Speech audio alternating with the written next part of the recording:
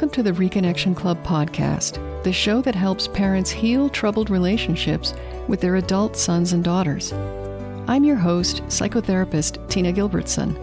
Each week, I'll offer you compassion, clarity, and personal development tips designed to help you reconnect, not only with your child, but with yourself.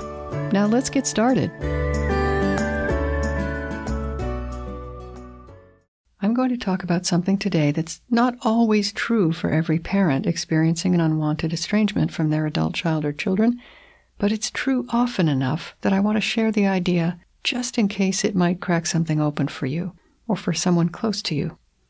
When we become estranged from important others, it is sometimes the case that before that came to pass, we were already alienated from ourselves, meaning out of touch with our hearts, disconnected from our bodies, and stuck in unpleasant mental loops and habits. Self-alienation is a troublesome state that hurts enough to be incompatible with happiness. And when there is self-alienation, healing estrangement becomes more difficult because when we're distressed and disconnected within ourselves, we don't have the tools at hand to mend a relationship that's distressed and disconnected. It would be like trying to teach someone Norwegian without actually knowing how to speak Norwegian. That's why in working with parents of estranged adult children, I focus on healing and personal development in the parent, not because you're not worthy, but because it's difficult to fix estrangement on the outside when you're estranged from yourself on the inside. Self-alienation is rampant in our culture, as evidenced in so many ways.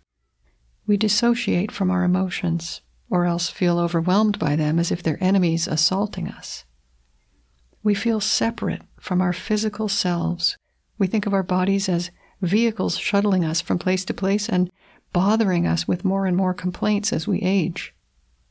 We stare at screens, get lost in our to-do lists, and abuse our nervous systems by scaring ourselves constantly with negative thoughts and information. We lose touch with ourselves and our shared humanity. For some parents, becoming aware of their own self-alienation will be the most important step they'll take toward reconnecting with an estranged adult child. Step 1 of the roadmap I talked about in episode 97 is in many ways all about identifying and healing self-alienation. If you're wondering how to tell if you're alienated from yourself, here are, in no particular order, 6 possible indicators of some level of self-alienation. And a single one of these by itself may not be significant, but if you identify with multiple items in this list, that could be more suggestive. Number 1, either never ever crying or crying all the time but not feeling better. Both could indicate a state of being disconnected from the source of your pain. Number 2, using substances or processes to cope with stress or all the time. Addictions can be a way to both remain alienated from ourselves and also to soothe the pain that comes with self-alienation.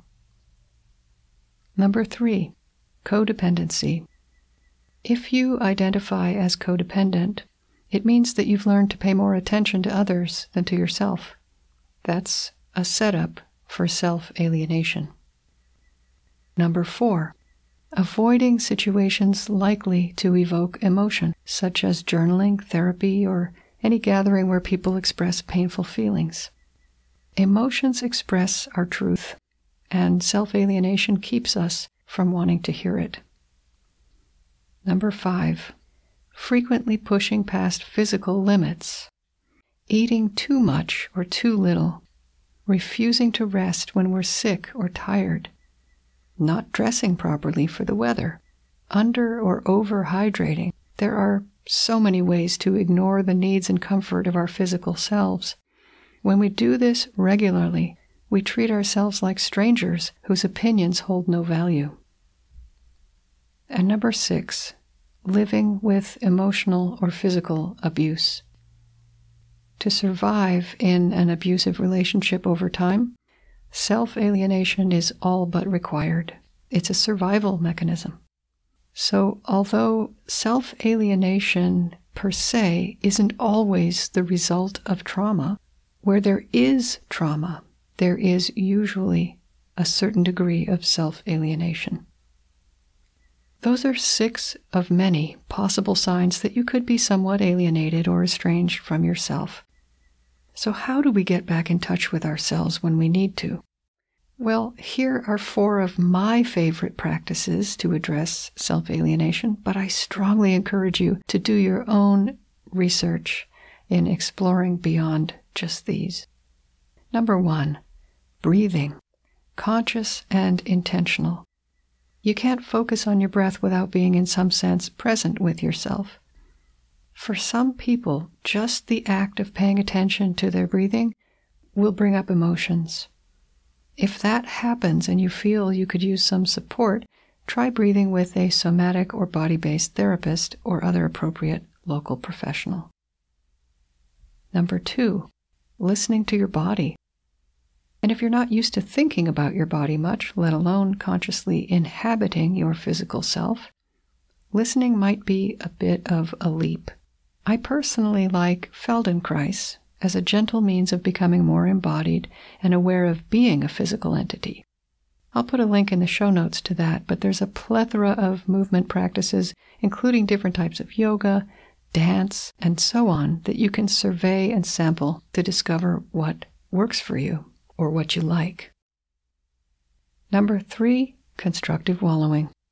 Knowing what we know and feeling what we feel is a very effective way to combat self-alienation. In paying attention, we become reacquainted with parts of ourselves that we might have needed to separate from when we were younger in order to survive and keep moving in life. I'll put a link in the show notes to my book on constructive wallowing, which will walk you through feeling your feelings without fear. And number 4, therapy. Good therapy helps us develop an internal, compassionate witness to our own lives. The witness is based at first on the compassionate presence of our therapist, but over time we slowly integrate and become that compassionate witness for ourselves.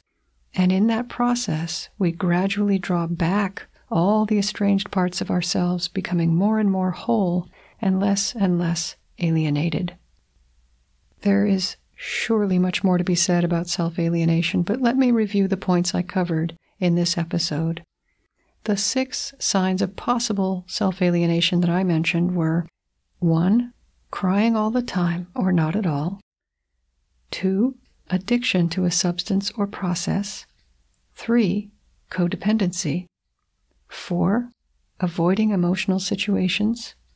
5, habitually pushing past physical limits. And 6, living with abuse. There are many, many others, undoubtedly, but those were the 6 I thought of for this episode.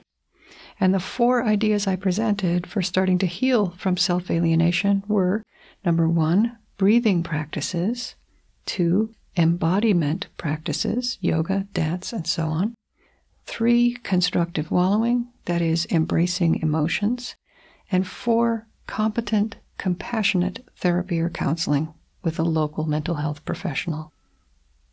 I'd like to suggest that we take just one more moment together, and I'll ask you to notice where you are, what you're doing right now, and how you're positioned. Are you vertical, horizontal, somewhere in between? How are you feeling physically? Is there any pain? Are there places where it feels good in your body or neutral? What emotions, if any, came up during this episode? Let's take one breath in and out again together, through the nose if possible, staying aware of the breath the whole time it's going in and the whole time it's going out. Here we go.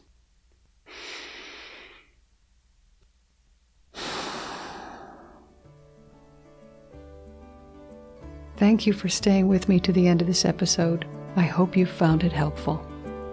Until next time, remember that you are a loving, lovable, and still growing human being. So please take good care of yourself. Bye for now. If you've enjoyed this episode of the Reconnection Club podcast, I invite you to check out reconnectionclub.com. The Reconnection Club is for parents at any stage of estrangement from their adult, child, or children. So whether you've just realized there's trouble between you, you've been living with estrangement for years, or you're newly reconciled but still walking on eggshells, the Reconnection Club is your essential resource for information, support, and continued personal growth. With our courses and workshops, expert interviews, monthly Q&A calls, and a friendly, active community, the Reconnection Club is a wonderful place to be for anyone suffering the pain of estrangement from an adult, child, or children. So check it out at reconnectionclub.com.